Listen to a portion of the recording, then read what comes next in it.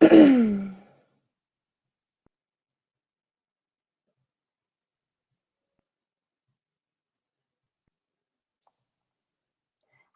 Elle.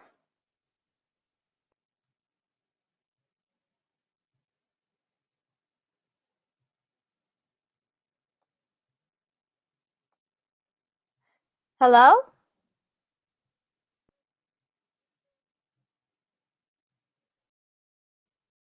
Okay, Elle, hello? Ana Carolina? Hello, Stephanie. Hello, okay. I'm thinking I'm going crazy. I started a class and waited and no one was showing up.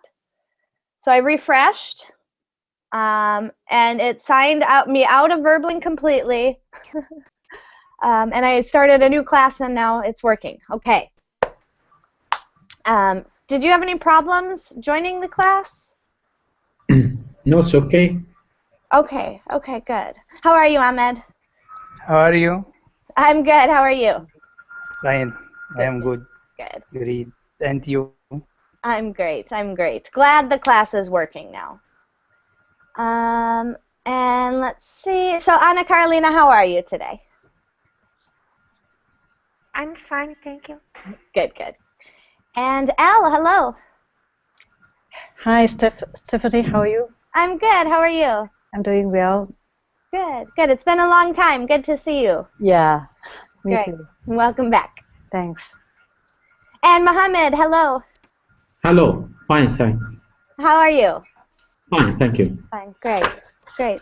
Have you been in my class before? No, it's the first time for me. Okay, I thought so. Where are you from? I'm from Egypt. From Egypt. Great. Well, welcome to class. My name is Stephanie, and I'm from the United States, from Minnesota, although living in New York right now. Well, all right, everyone. We had a little late start. I think my Verbling app didn't open correctly or something with the first class I started. But this is Idioms and Writing. And the idea here is to learn new idioms and use them right away in writing. So how this will work, we will learn 3 idioms. I will show you a picture with an explanation. We'll take any questions you have.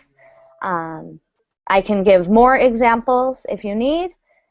And then we'll take about 5 or 6 minutes to write a dialogue or sentences using the idioms. And hopefully we will do that 2 times for a total of 6 idioms. All right, just a reminder at the start of class, your mic is muted, but if you wish to speak at any time, please do. Just unmute your mic when you wish to speak, and when you're finished, mute it again. And this improves the sound for everyone. Okay, let's get started with our idioms. Here we go. Oh, that's not our first one. It's our third one. Here is our first one. And this is a very common one you have probably heard before. To turn someone off. And here's kind of a literal representation. To turn someone off means to disgust someone. And actually, I'd like to add to this, say it's to disgust someone or to make someone unattracted. Unattracted to you. Or to make someone not like you in a romantic way. Here's our example. How was your date with Marty last night? Well, it started off okay, but he really turned me off when we went for a snack after the movies. Did he say or do something to annoy you? Frankly, he disgusted me when he tried to talk with his mouth full. I don't blame you. That would have really bothered me too. All right, so this is similar to turn on, except not necessarily with a sexual meaning, but definitely with a romantic meaning. If you turn someone off, they are not interested in you romantically. All right, let me say hello to Gregors. Hello. Hi, how are you? I'm great. How are you? I'm fine, thank you. Great, welcome. All right, any questions about our first idiom here?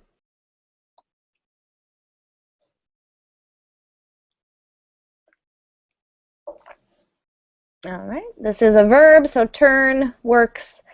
It's a phrasal verb, so it'll follow the same rules as, actually, the same rules as turn off the TV. We can turn something off, and that means to cut the power to it, but to turn someone off is to cut the romantic attraction. All right, second one. Go fly a kite. Here's a kite, and here's a guy flying a kite. But this idiom does not mean for you to actually go fly a kite. It means for you to go away. Here's our example. For the past 3 hours, Jerry had been trying to convince Linda to go to the art exhibition with him. She had been refusing all along, and finally, in desperation, she told him, "Go fly a kite." Jerry didn't like to be told to go away in such a forceful manner. Nevertheless, he finally stopped trying to get Linda to attend the exhibition. All right, so go fly a kite. This is a little bit nicer way of saying go away or go blank yourself. Lots of swear words we could put in there. Questions about this idiom?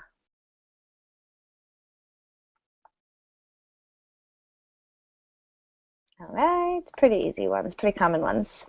These first three are really common. And our last of the third, kick the bucket. Perhaps you've heard this one before. This actually isn't about kicking a bucket. This is a euphemism for dying. So if you kick the bucket, you die. Here's our example. It's been said that the old man knew of a buried treasure, but he kicked the bucket before telling anyone where it was.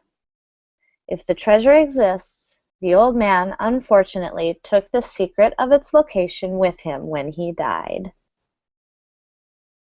Okay, so pretty informal way of saying kick the bucket. I mean, of saying dying, to die. All right, any questions on the third idiom or any of the three?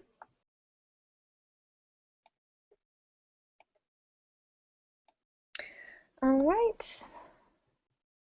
Then let me get our Google Docs set up. So now we're going to the Google Doc. I'll put the link in the chat.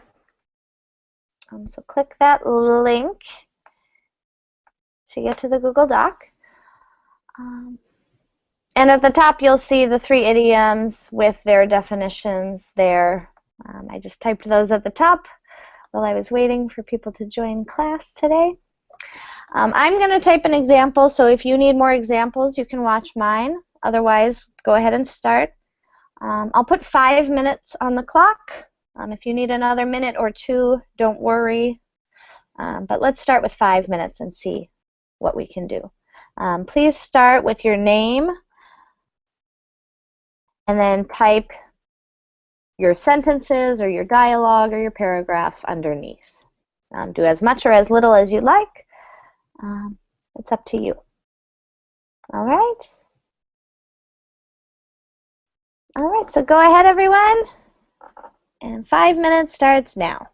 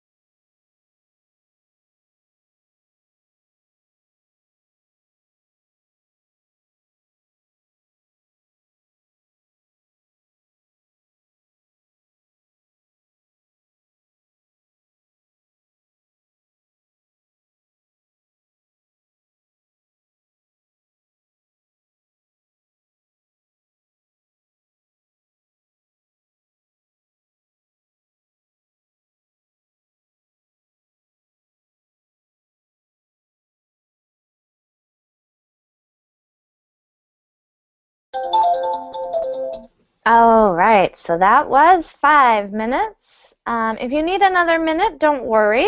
Continue writing. I'm going to read mine. I'm finished, and then we'll see if anyone else is finished to go next. Okay, so when it's your turn, you will read your examples out loud. And then after, we'll go through and make any corrections. And that's it. So here we go. If I had known he was going to kick the bucket, I wouldn't have been so mean to him. You should never tell a man who's about to die to go fly a kite. But I couldn't help it. He turned me off so much with his constant talking without listening. Right, so those are my examples. Any questions on those?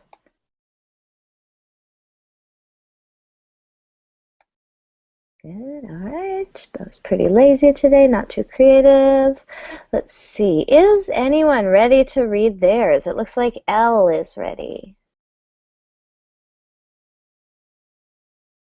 I think so. All right, Elle, thank you so much. Will you go ahead and read yours Sure. first? Okay. My sister always turns me off when it comes to financial issue. She never learned how to manage her own money.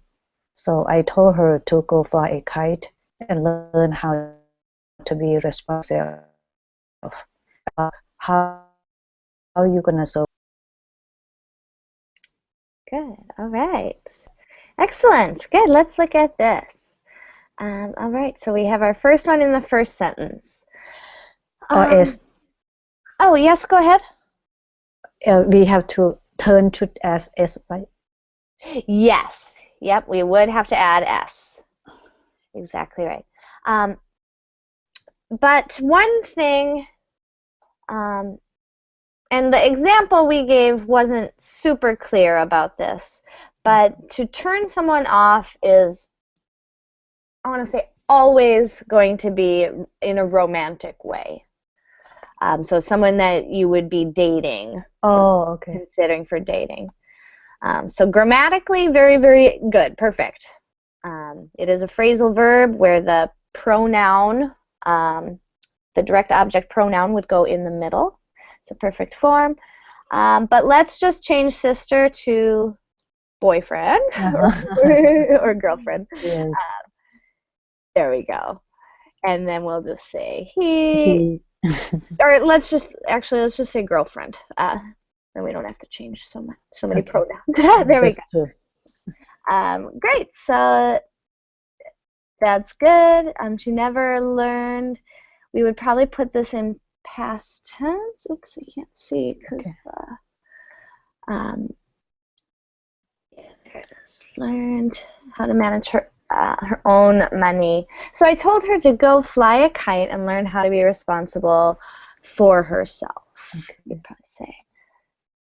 Yeah. There we go. Good. Yeah, this is a great way. This shows that the writer is a little bit angry about the situation. Yes? Good. Good. All right, and then the last one. If I kick the bucket, how? And then this is kind of a question. This part's going to take a question grammatical structure.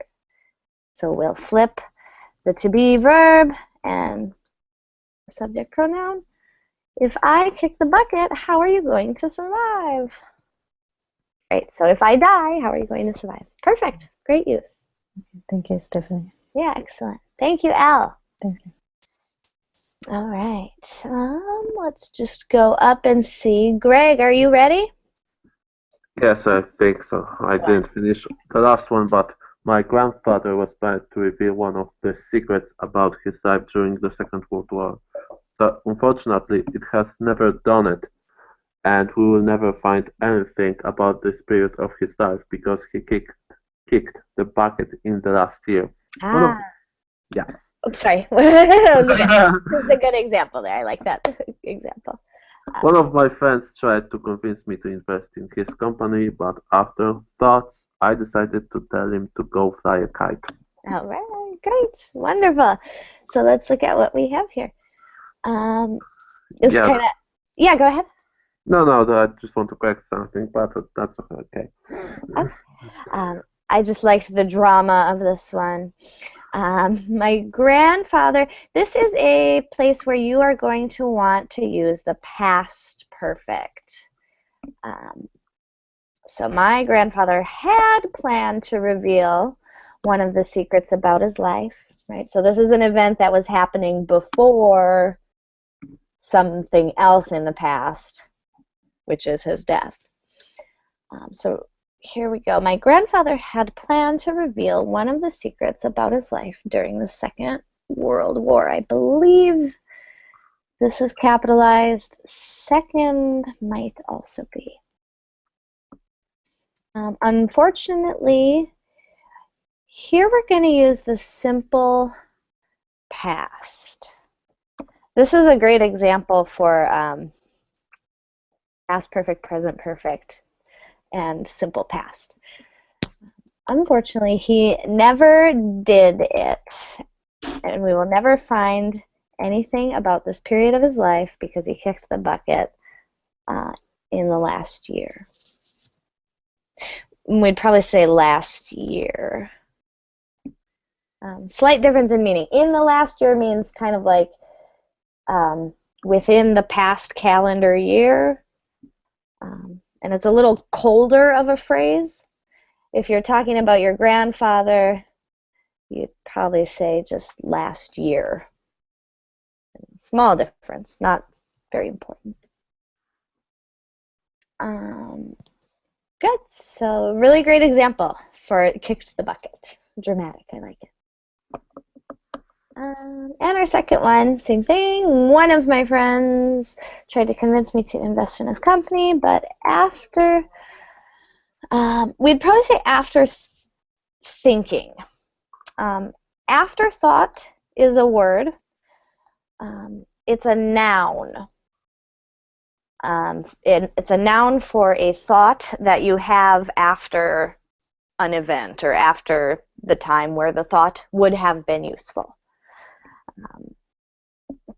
So, for example, I left my house today and grabbed my umbrella as an afterthought. I didn't know it was going to rain. Something like that. So here I think we want a verb. I think we want after thinking. But after thinking, I decided to tell him to go fly a kite. This is a good one. So you told him not just no, but that he's kind of crazy or there's some problem with his company. Definite, very strong no. This is a great example of this. This is very natural. Great use of that idiom. Any questions? Not really. Yeah. All right, good. Great job. Let's continue. All right, Anna, are you ready? Yes. I went to a nightclub with a friend of mine last Friday, and there is a guy there who was killer, really handsome. I was flirting with him, and actually, I was thinking of get to know that guy. He came to me, and my heart raced. I was dying to talk to him, but when he greeted me, I turned him off. He said, "Girl, you made my software to become a hardware." Gosh, it was so impolite. I hated that. I ignored him and I didn't say anything. But he insisted, sending me that awful picky lines. He said, "Did you just fart?" Because it blew me away. Oh, it was the straw that broke the camel's back, and I was at the end of my hope, so I had to say, Go fly a kite." He said, "Before I go, may I borrow a kiss? I give it back soon." I yelled at him to show him. Then I regretted it because as soon as he got got out the nightclub, he was hit by a car and kicked the bucket. I should have had more patience. Oh God. Very good. Excellent, Anna. I had to mute my mic halfway through. I was laughing so hard. And I may have missed a little bit in the middle from laughing so hard. Great example. Is this a true story? No, it was made up. Okay, good. All right, let's look at it.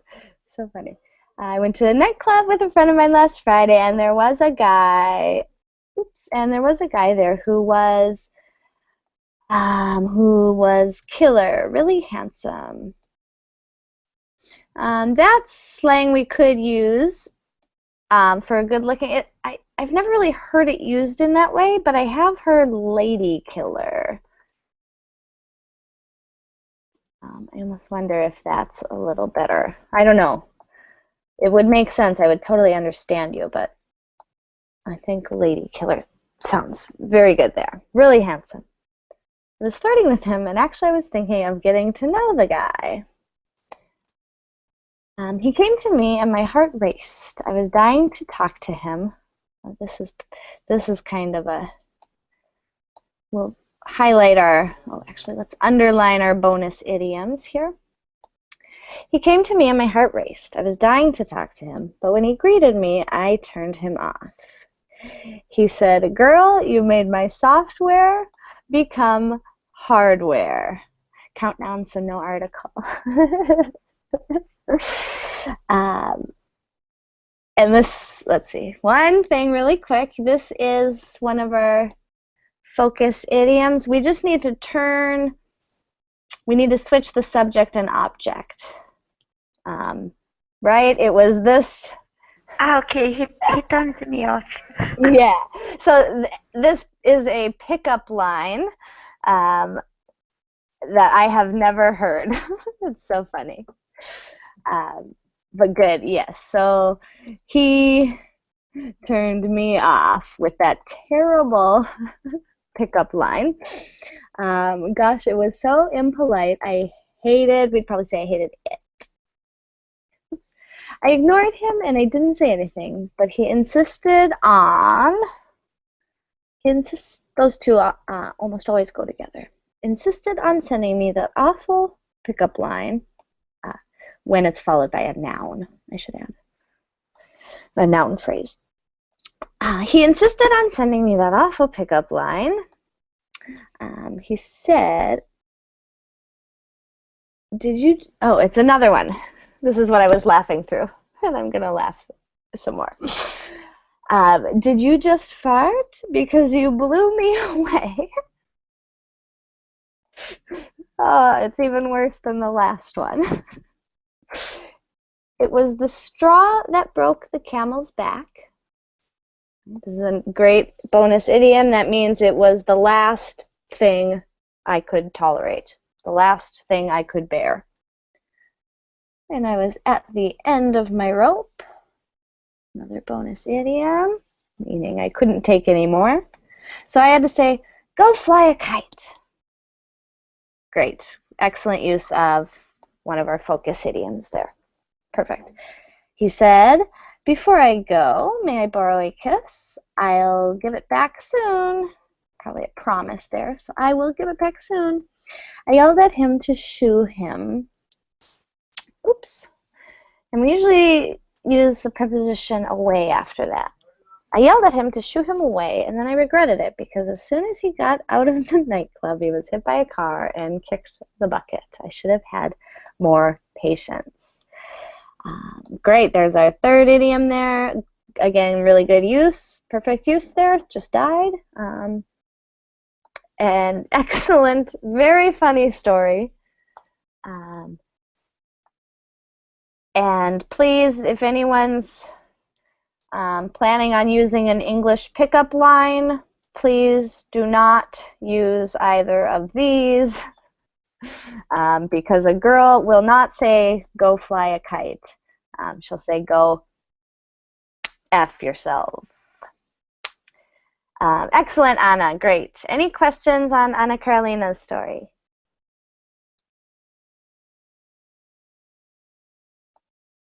Awesome. Let's continue. All right, Mohammed, are you ready?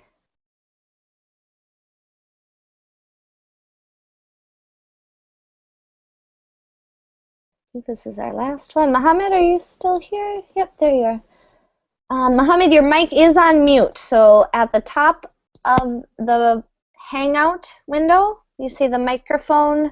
Yes, okay, it's okay. There we go. All right, so go ahead and read your story when you're ready. Yesterday, I was in my colleague's house. Really, I like her. I like her son, though his offensive attitude makes me turning him off.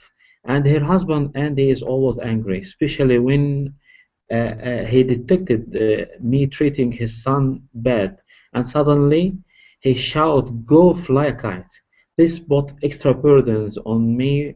Really, it was my day off. As early this day, unfortunately, my boss has kicked the bucket before giving me a pay rise. Oh no, it's terrible. All right, excellent.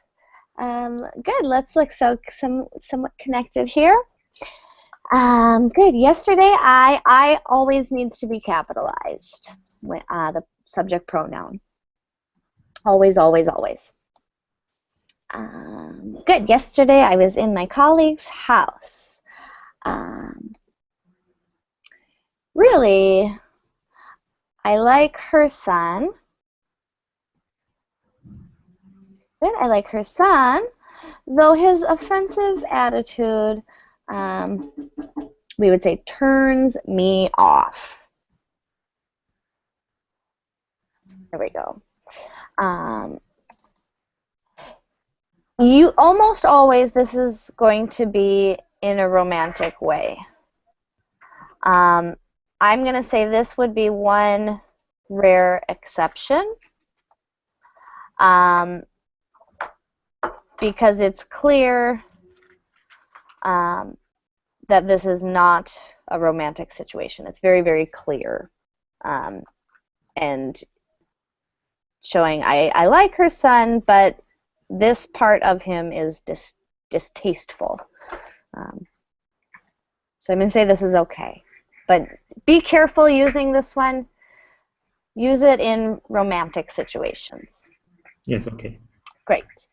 And her husband, Andy, is always angry, especially when he detected me treating his son badly. Yes. And suddenly he shouted, "Go fly a kite." Good. So he got mad at you and shouted you to leave. Shouted at you to leave. Great. This put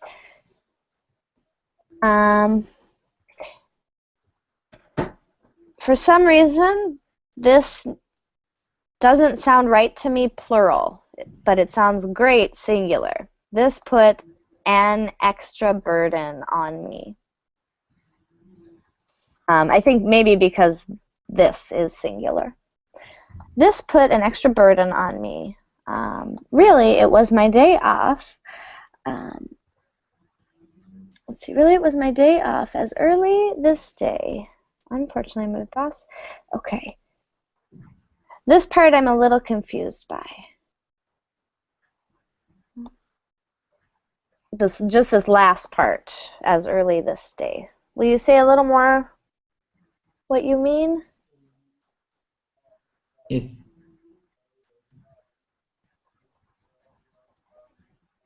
Good. So I think you just don't really need this part. I'm not sure why this part's there. So I would just take it out. And that sounds great. And then our last sentence here, unfortunately, my boss has kicked the bucket before giving me a pay raise. Raise and rise are slightly different. Rise is usually if you're doing it yourself. Raise would be for something that can't do it itself or can't go up on its own way, in its own way. Great, perfect. This meaning is perfectly clear. Your boss died before giving a pay raise. Good. Any questions? That's okay. All right, great. So with that, everyone, we have about 20 minutes, so I think we can do it again. At least, yeah, we'll try for 3 more. So let's go back to our idioms. Great job on the first round. Let's do it again. 3 more idioms. One more in the same category. This one is raise a stink. Raise a stink. To raise a stink means to protest strongly.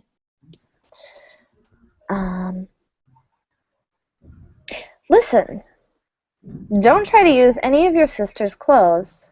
I'm sorry. I'm just going to have everyone mute their mic really quick before I read. Okay, there we go. All right. Raise a stink means to protest strongly. Here's our example. Listen, don't try to use any of your sister's clothes without asking her first. She's liable to raise a stink if she finds something missing. I'm sure that there will be no problem. She's borrowed some of my things before, and I've never said anything. I really doubt that she will protest very strongly. Okay, so if you're raising a stink, you're protesting strongly, you're making a fuss. You're making it clear that you disagree with something and want something changed, or don't like something. Any questions on this idiom?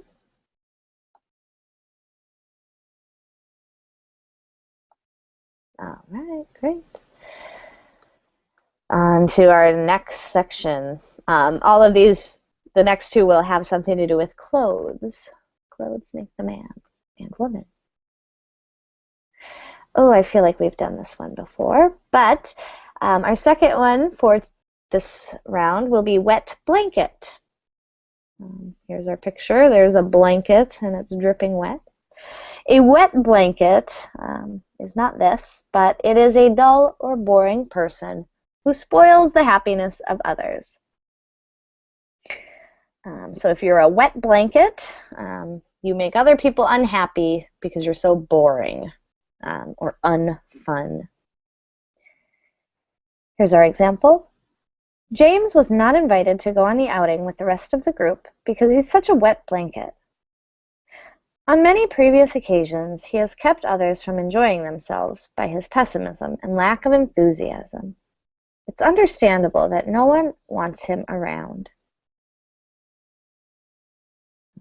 So, a wet blanket, someone who ruins the fun of others. And our last one, keep under one's hat. I feel like we've done this one as well. But keep under one's hat means to keep something a secret. Here's our example. Although the contestants were most anxious to know who won the prizes in the piano competition, the judges kept the results under their hats. They kept the results a secret so that the formal announcements could be made in public at the awards ceremony. All right, so keep something under your hat is to keep it secret. Any questions on that idiom?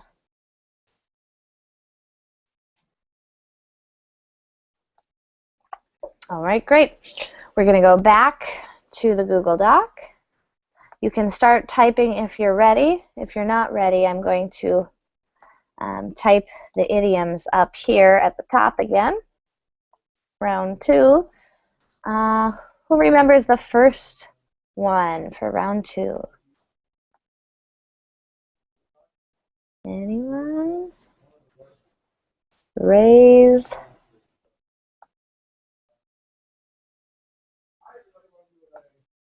All right, I think I'm just going to type it. I think it's best for us to use our time to write. Our first one was raise a stink, and this is to protest strongly.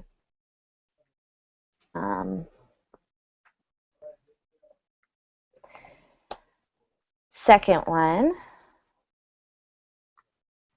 wet blanket. Okay, and a wet blanket is a blanket. It's a person who, someone who ruins the fun of others because they are so unfun. Or dull or boring. This idiom, just for fun, this idiom probably comes from fire, right? If there's a fire burning and you want to put it out, you can put a wet blanket over it. So a wet blanket kind of puts out the fire of a party, or puts out the fun. Good way to think of that one. All right, and our third one, keep under one's hat. And that's to keep something secret. All right. Any last questions before we write? All right, just in the interest of time, we're going to start with 4 minutes. See what you can do. Again, you can do as much or as little as you like. Be as creative or as uncreative as you like. All right, everyone ready, set, go.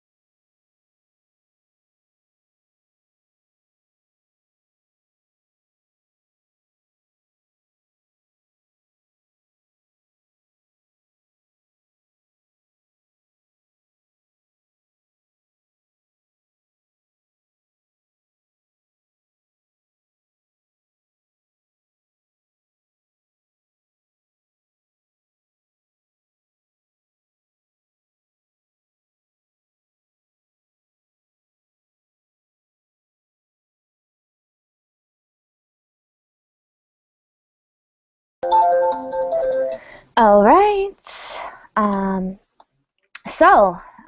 If you are still writing, don't worry. Go ahead. You'll have a few more minutes.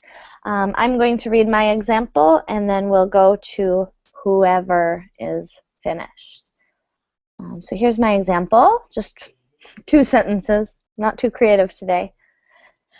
Hey, keep the party under your hat because I don't want Jeremy to find out. He's such a wet blanket. He'll probably raise a stink about every little thing and ruin the party. All right, so that's mine. Any questions on my examples?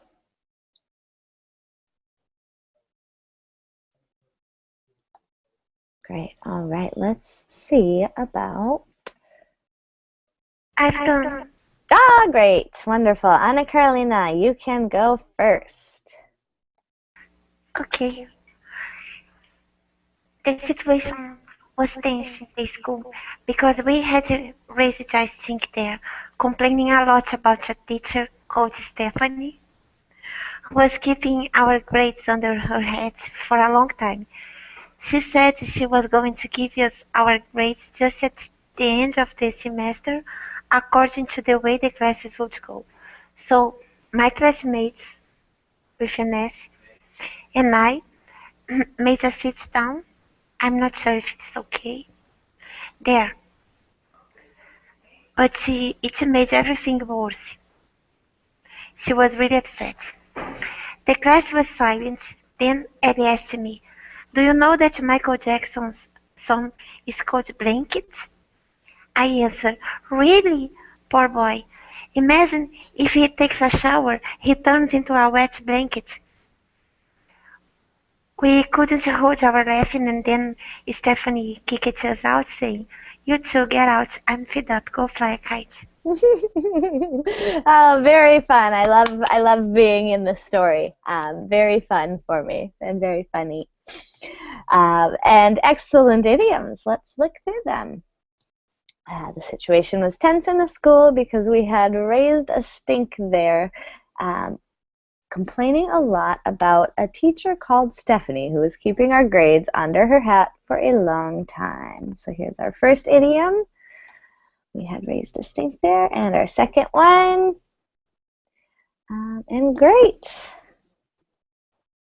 I guess the perfect uses, I would just say the only thing, this there just sounds a little extra to me. Unless we really wanted to make it clear that it was at the school. Either way. Great usage of both. We had raised a stink, right? We had protested about these grades being kept secret. Very nice. And she said she was going to give us our grades just at the end of the semester according to the way the classes would go. So my classmate and I, good use of this kind of idiomatic noun, we would just, sit-downs are things we have. A little bit weird structure now that I think of it, but we would say my classmate and I had a sit-down there. And that just means we had a deep conversation, a deep or a important conversation. So good usage of that. She was really upset. The class was silent. Then Elle asked me, "Do you know that Michael Jackson's son is called Blanket?" I answered, "Really? Poor boy. Imagine if he takes a shower, he turns into a wet blanket." This is a hilarious joke. Not quite the meaning, but very good. Very funny. I made the joke myself. I love it. I love it. It's very good. Very creative. We couldn't hold our laughing, and then Stephanie kicked us out, saying, "You two get out. I'm fed up. Go fly a kite." Great job, Anna. All of them. Any questions on Anna Carolina's examples? All right, let's get to it then. Let's see. Elle, are you ready? Let's go to the bottom and work up. I think so. Great, go ahead. Very short. That's okay. Yeah, as everyone knows that Jean likes to wet a blanket to others, so we plan to raise a stink by left her alone at home and keep under her hats. Good. So kind of like keeping her a secret. Mhm. Good. Let's look at these. Everyone knows that Jean likes to. A wet blanket is something it's usually used as a noun, so it's something you are. So let's add Okay. that be verb. To be okay. Yeah, Jean likes to be a wet blanket, and we don't need the two others. Okay. It's included in the idea of being a wet blanket, is ruining other people's fun. So we plan to raise a stink by leaving her. Let's use the gerund here. Leaving her alone at home. Let's see, and keeping under her hat. We could say, and keeping, we need the gerund there too, keeping her under our Hat. hat. Okay. But that would be a little strange. That would be like, usually if you're keeping something under your hat, it's like a good special secret. Mm-hmm. So let's say keeping our plans. Oops. Yeah, our plans under our hat, so she doesn't find out. Something like that. Mm-hmm. Great. Okay, thank you. All right, very nice, and good job getting all three idioms into that sentence. Mm-hmm. Two sentences. Good. All right, moving on up. Greg, are you ready? Uh-oh. Yes, I am.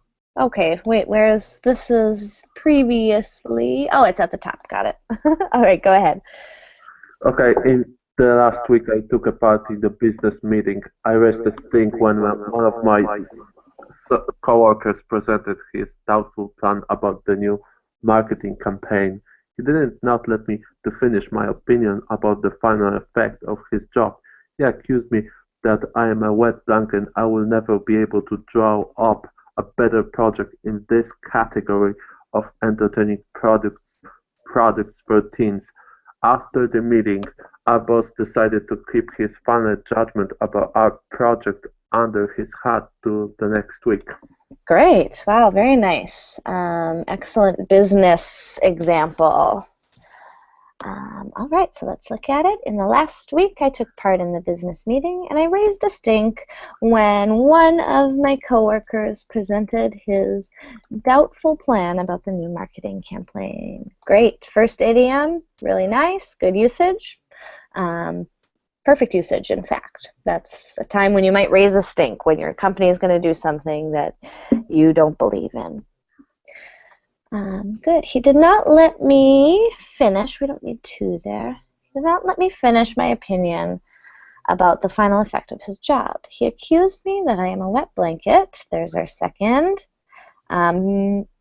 Perfect usage as a noun, kind of indicating that he's putting out the fun or the good stuff about this marketing campaign.